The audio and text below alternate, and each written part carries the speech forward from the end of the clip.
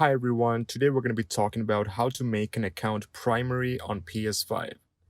Don't forget to like and subscribe before we begin. And now we are here in the PS5 home screen, so what we want to do is go to settings first.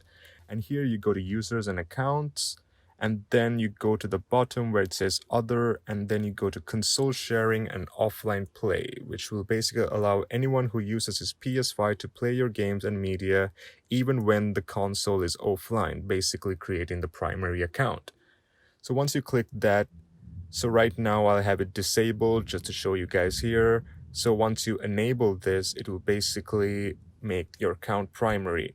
So I'll click enable here, and that's pretty much it. You will make your account primary and you can continue gaming.